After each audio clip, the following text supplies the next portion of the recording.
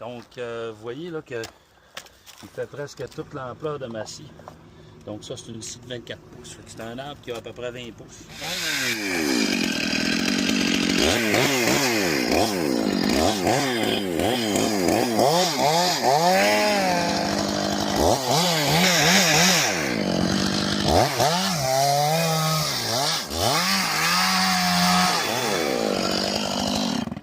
Le plus important quand on notch, c'est vraiment le fond de la notch, OK? La plupart des bûcherons pas aguerris ou des bûcherons qui ne comprennent pas ce qu'ils font, ils vont aller plus loin que leur charnière.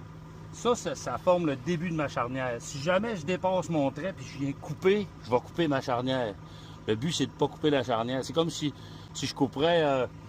si je coupe ça, c'est comme si, je sais pas, je couperais en deux une penture de porte. Si j'arrive pour fermer la porte, c'est sûr que la penture va arracher. Donc, il ne faut pas que je dépasse. Là, je vais pratiquer un perçage de l'arbre. Ma notch au tiers de la longueur de l'arbre, moi, ma base, je l'ai mis à plat parce que je veux que mon arbre se détache. Quand ça va toucher à ça, l'arbre va se détacher puis il va faire un peu, il va peut-être faire 2 pieds par en avant. Parce qu'il est quand même gros, il est quand même sous son poids, puis tout, il va faire 2 pieds par en avant. Fait que là, je vais faire un perçage pour faire une notch parfaite. Moi, ce que je vais faire, c'est que mon perçage, je vais le faire 1 pouce plus haut que la base de mon entaille.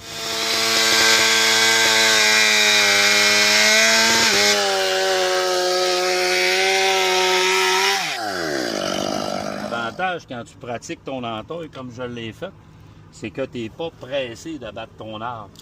Donc, tu vas pouvoir venir manger jusqu'à temps. Puis moi, ce que je vais me garder, vu qu'on est dans un camping, je vais me garder à peu près 15 % comme notch.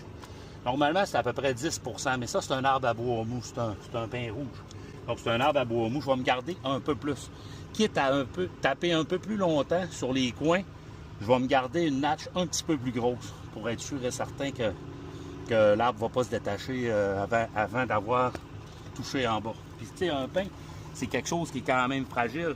Donc, ça se détache souvent, ça casse souvent. Il faut vraiment être plus...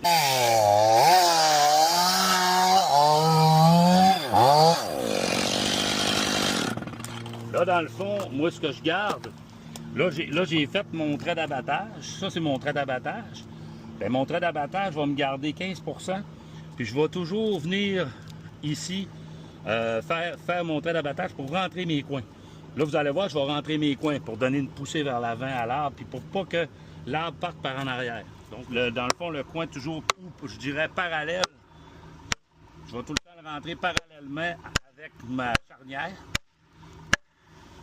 Puis vous allez voir, on va l'entendre cogner. Là, il a arrêté de rentrer. Vu que j'ai un très gros arbre, je vais rentrer 2 coins de chaque côté. Ici. Vous allez voir aussi là, qu'il y a des coins, que c'est des coins d'hiver, puis il y a des coins que c'est des coins d'été. Ça, c'est des coins d'été. C'est-à-dire qu'ils n'ont pas de petites nervures en V dessus. Quand il commence à faire froid, vous pouvez en recevoir un en face. Parce que vous êtes en train de le rentrer, puis tout d'un coup, il part vers en arrière, puis tu le reçois sur la gueule.